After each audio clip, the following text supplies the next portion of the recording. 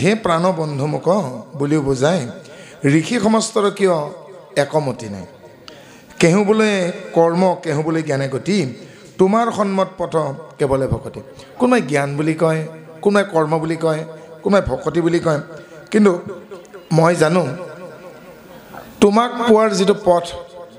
কৃষ্ণ পোৱাৰ যিটো পথ সেই পথটোকহে বেদে ক'ব লাগিছিল কিন্তু তোমাক পোৱাৰ পথটোতো কোৱা নাই বেলেগ বেলেগ কথাহে কৈ আছে অকমান আগতে আমাৰ ভাতৃ আমাৰ প্ৰাঞ্জিতে কৈ গৈছে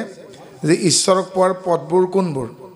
কি উপায়েৰে ঈশ্বৰক লগ পায় তেওঁ নিজৰ বক্তব্যত কৈ থৈ গৈছে আপোনালোকে হয়তো বুজিলে নে নুবুজিলে মই নাজানো কিন্তু তেওঁ ক'বলৈকে এৰা নাই সাৰূপ্য সাঞ্জক্য সামীপ্যা শালক্য সাত্বিক আমি বেলেগ কামত ব্যস্ত হৈ আছোঁ যেতিয়া কাণখন ইফালে দি থৈছিলোঁ আমি প্ৰসাদ মুঠিত ব্যস্ত আছিলোঁ কিন্তু মানুহটোহে তাত আছে কিন্তু কাণখন ইয়াত দি থৈ দিছিল কিন্তু আমি শুনিছোঁ হয়নে যে ঈশ্বৰৰ ৰূপটো যিয়ে পায়গৈ ভক্তিৰ বলত সাৰূপ্য ঈশ্বৰ থকা লোকখন পালে শালক্য ঈশ্বৰৰ তত্ত্বটোক বুজিলে সাত্বিক ঈশ্বৰৰ যদি ওচৰ গৈ পায় সামীপ্য বুলি কৈছে আৰু ঈশ্বৰৰ লগত যাৰ সংযোগ থাকে ভক্তিৰ জৰিয়তে সাঞ্যোগ্য বা সাযুজ্য ভকতি কিমান সুন্দৰ কথা উদ্ধৱে কৈছে এইবোৰ কথাটো বেদৰ বক্তাসকলে মই কোৱা শুনা নাই শুনিলেতো কোনো এটা কিন্তু নানামনে নানামত ঠিকে আছে ঋগ্বেদৰ বক্তাৰ লগত সামবেদৰ বক্তাৰ মিল নাথাকিব কিন্তু যিয়েই নহওক তেওঁতো উত্তম তেওঁলোকে ব্ৰাহ্মণ যাৰ ব্ৰহ্মত্ব আছে ব্ৰহ্মত্ব এটা ব্ৰাহ্মণে বোলে পৰম ব্ৰহ্মৰ বিষয়ে কিয় কোৱা নাই মই তাত আচৰিত পাইছোঁ ব্ৰাহ্মণ কাক কয় বোলে ব্ৰাহ্মণ কাক কয় শুকদেৱক পিতৃ ব্যাসে সুধিছে যে তুমি কি দেখিলা পুত্ৰ গোটেই পৃথিৱীখন পৰ্যটন কৰি শেষত ঘূৰি আহি পিতৃৰ ওচৰ পাওঁতে সুধিছে পুত্ৰ মোৰ পাছত তুমি কোৱা কি দেখিলা অলপ আগতে মোৰ জ্যেষ্ঠ ভগ্নী অৰ্থাৎ বাইদেউ আমাৰ দুলুৱাই মাজুলীৰ জীয়ৰী পলাশবাৰীৰ বোৱাৰী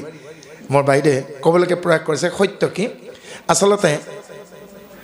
দৰ্শনৰ ভাষাত ক'বলৈকে গ'লে ভাগৱতৰ ভাষাত ক'ব গ'লে সেই সত্য যাৰ পৰিৱৰ্তন নাই যাৰ কস্মিন কালেও কোনো ধৰণৰ পৰিৱৰ্তন নকৰে ব্ৰহ্ম সত্য জগত মিথ্যা সেই সত্য তাৰ বাদে সকলো মিছা ঈশ্বৰ জানো পৰিৱৰ্তন হৈছে ঈশ্বৰ জানো গতিশীল অচ্যুত নচ্যুত অচ্যুত যাৰ বিচ্যুতি নাই কোনো পৰিৱৰ্তনে নাই তেওঁ অতল নতল অতল যিকোনোদিন তলবল নহয় নশ্বৰ হয়নে যাৰ প্ৰতি ঈশ্বৰ নাই সেইজন কি কওঁ নশ্বৰ দেহাতে দেখিবনে মাতেৰে মাতিব নে নাকেৰে উশাহ ল'ব হয়নে অব্যয় ঈশ্বৰৰ আন এটা নাম অব্যয় কোনো ব্যয় নাই যাৰ কোনো ব্যয় নাই তেওঁক অব্যয় বুলি কয় অব্যয় অটল অচ্যুত এইবিলাক ঈশ্বৰ অৰ্থাৎ যাৰ কোনোদিনে পৰিৱৰ্তন নঘটে অতীত বৰ্তমান আৰু ভৱিষ্যতেও যি চিৰশাশ্বত সেইজনে সত্য সেই সত্য আৰু সেই সত্যক আমি স্বীকাৰ কৰি নলওঁ কিয় নলওঁ আজি নতুন কথা এটা আপোনালোকক কৈছোঁ মায়াৰ দুটা ডাঙৰ কাম আছে প্ৰথম কামটো কি জানেনে আৱৰণ ঢাকোন দি থয় আপোনালোকে যেতিয়া ৰন্ধনশালত ৰন্ধন প্ৰকৰণ কৰে ধৰক ল'ৰা ছোৱালী পঢ়ি আছে আপোনাৰ স্বামী আহি পোৱা নাই আপোনালোকে আইসকলে কি কয় ঢাকোন দি নথয়নে দ্ৰব্যবিলাক তেনেকৈ মায়াৰ প্ৰথম কামটো হ'ল সত্যক ঢাকোন দি থয় সত্যক আৱৰণ দি থয় আৰু ২ নম্বৰ কামটো বিৰাট সাংঘাতিক শব্দটো খুব টান বিক্ষেপ বৰ্ডেচেকেৰে বি ক্ষত একাৰ আৰু বিক্ষেপ মানে যিসকলৰ চিন্তা মানসিকতা চিত্ত খুব চঞ্চল তেওঁলোকক এনেকুৱা কামত ব্যস্ত কৰাই ৰাখিব যে আপোনালোকে ঈশ্বৰক মনত পেলাবলৈকে আহৰিয়ে নাপাব গতিকে মায়াৰ কাম আমি কি পালোঁ এইবিলাক কথা আলোচনা নহয় দেই এইবিলাক কথা আলোচনা হ'ব লাগে আচলতে আৱৰণ আৰু বিক্ষেপ হয়নে গতিকে শাক খোৱা ভাত খোৱা কথা পাতোঁতে আমি আচল সত্য কথাবোৰ নেপাতোঁ হয়নে সেইকাৰণে কৈছোঁ আজি জানি লওক বুজি লওক মই কোৱা নাই দেই মহৰ্ষি পাতঞ্জলৰ যোগ প্ৰদীপ পঢ়িলেকে আপোনালোকে পাব আৰু একেবাৰে কম দাম মাত্ৰ 1.5 টকা 25 টকাতে পায় পাতঞ্জল যোগ দৰ্শন হয়নে কিন্তু হাজাৰ টকা খৰচ কৰি আপোনালোকে এনচাইক্লোপিডিয়া ব্ৰিটানিকা পঢ়ে নে নপঢ়ে 46 লাখ মানে 46,000 টকা এনচাইক্লোপিডিয়া ব্ৰিটানিকা কিন্তু তাতো নাপাব আৱৰণৰ বিক্ষেপ পাব নেকি আধা কোটি টকা খৰচ কৰিও নাপাবগে আৰু মাত্ৰ 1.5 টকা আপোনালোকে বহু বস্তু উপহাৰ দিয়ে ল'ৰা কইনাক বিয়াত কেইদিন বাৰু ভাল কিতাপ এখন উপহাৰ দি পাইছে এদিন হ'লেতো খুলিটো চাব যে মায়াৰ কৰ্ম কি আৱৰণ আৰু বিক্ষেপ সত্যক ঢাকুন দি থয় আৰু যিসকলৰ মন মানসিকতা চিত্ত চঞ্চল তেওঁলোকক মায়াই এনেকুৱা কিছুমান কামত ব্যস্ত কৰি ৰাখিব ঈশ্বৰক মনত পেলাবলৈকে সত্যক বিচাৰ কৰিবলৈকে আহৰিয়ে নাপাব হয়নে সেইকাৰণে এওঁলোকে কি কৰিব পৰা নাই কৃষ্ণক বা ভগৱন্তক পোৱাৰ পথটো এই ব্ৰাহ্মণসকলে স্পষ্টকৈ ক'ব পৰা সকলো দেখিলে সুখদেৱে আকৌ ঘূৰি আহিল অহাৰ পাছত পিতৃয়ে সুধিলে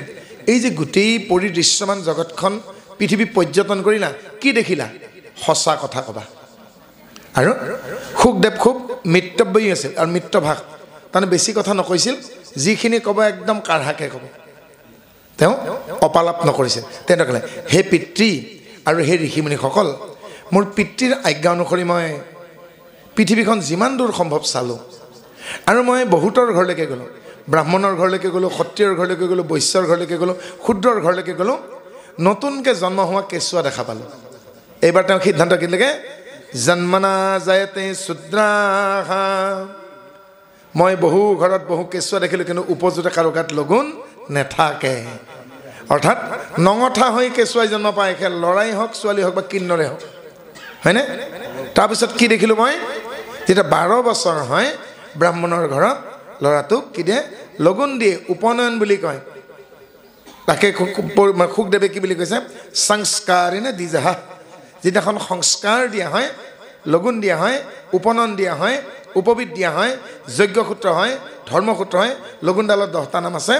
আৰু তেওঁ কৈছেগৈ যিদিনাখন লগুণ দিয়া হয় আৰু গায়ত্ৰী মন্ত্ৰ ভূমিয়ে নুশুনাকৈ দিয়া হয় সেই ব্ৰাহ্মণৰ পুত্ৰক কি বুলি কয় দ্বিজ তেতিয়া আকৌ পিতৃয়ে সুধিছে হে পুত্ৰ দ্বিজ মানে বাৰু কি জানিও সুধিছে পুত্ৰৰ মনৰ সংশয় জানে তেতিয়া সুখদেৱে পিতৃ কৈছে দি মানে দুবাৰ দৈবদ্ধ দি হৈছে দি মানে দুবাৰ জ মানে জন্ম যাৰ দুবাৰ জন্ম হয় তাকে দ্বিজ বুলি কয় বোলে দ্বিজ বুলি তুমি কিয় ক'লা বোলে শুনক পিতৃ আৰু ঋষিমুনিসকল প্ৰত্যেকটো শিশুৱে মাতৃৰ গৰ্ভত 10 মাহ 10 দিন তাতকৈ 2 দিন কম বেছি গৰ্ভস্থ সন্তানে ভূমিষ্ঠ হওঁতে লগুণ নাথাকে সাধাৰণ শিশুৰ দৰে জন্ম পায় কিন্তু যেতিয়া তেওঁ আকৌ লগুণ লয়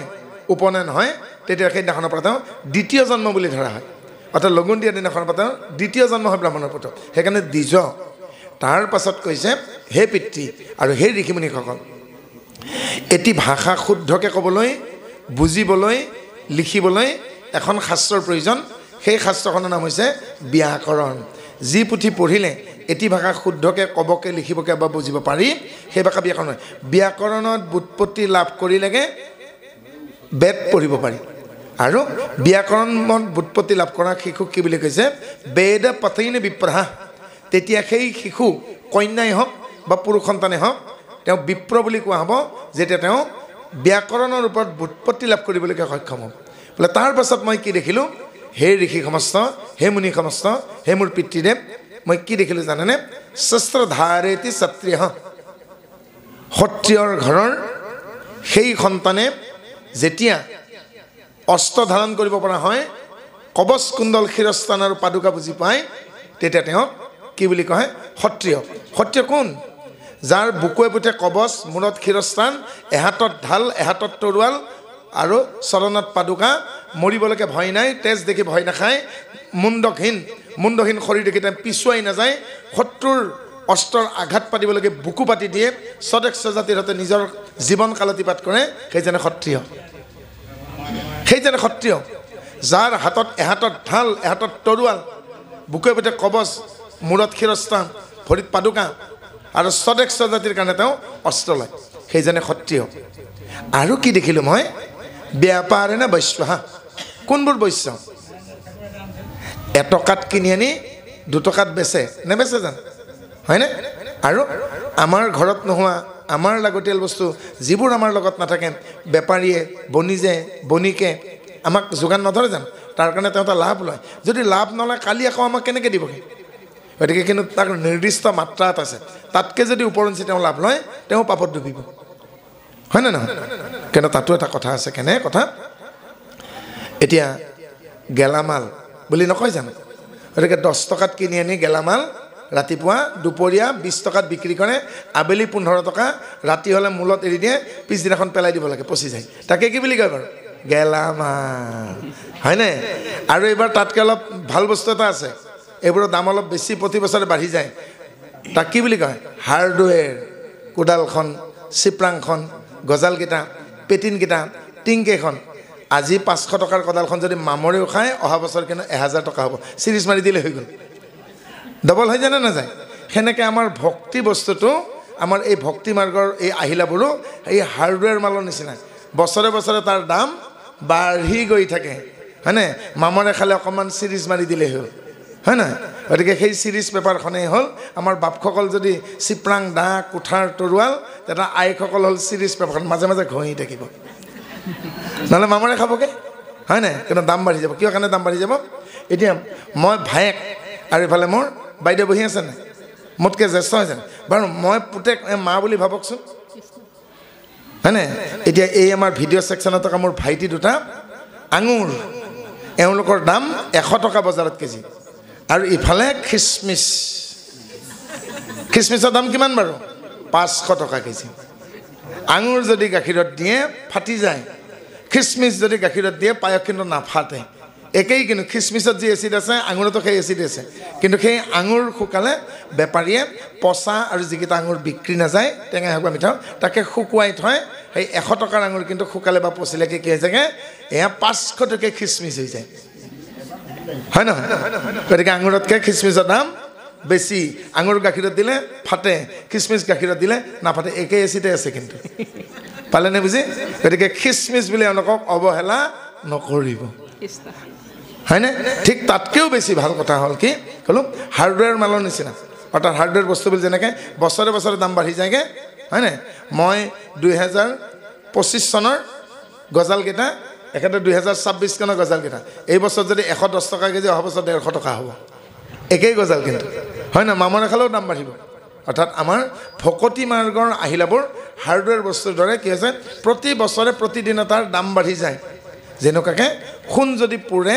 ওজনত কমে গুণত বাঢ়ে 22 কেৰেট গৈ 24 কেৰেট হ'ব সেইকাৰণে সোণাৰীয়ে কি কয়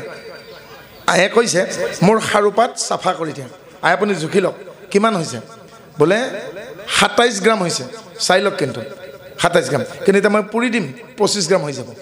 মই কিন্তু খোৱা নাই চকুৰ সন্মুখতে এচিডেৰে পুৰি দিব 27 গ্ৰামৰ খাৰুপাত 25 গ্ৰাম হৈ গ'ল তেওঁ কৈছে মইতো ৰুকা নাই পুৰিতে মলটো ওলাই যাব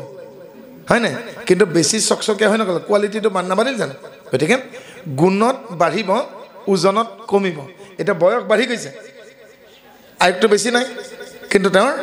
কি হৈছে অভিজ্ঞতা বাঢ়িছে আৰু এই মাতৃগৰাকীৰ যিখিনি অভিজ্ঞতা মই পুত্ৰ হৈ তেওঁৰ সেই অভিজ্ঞতা কেতিয়াও অতিক্ৰম কৰিব নোৱাৰোঁ হয়নে সেইকাৰণে কৈছে ব্যাপাৰে না বৈশ্যহা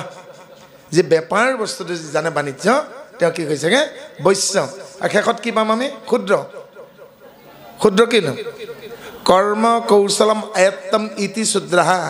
ক্ষুদ্ৰ মানে কিন্তু সৰু মানুহ নহয় পিতৃ মাতৃ পৰা কৰ্ম কৰাৰ কৌশল আয়ত্ত যিসকলে কৰে তাকে কি বুলি কয় ক্ষুদ্ৰ কমাৰ কহাৰ সোণাৰী মৰিয়া হয়নে এই সকলোবিলাক কি বাৰু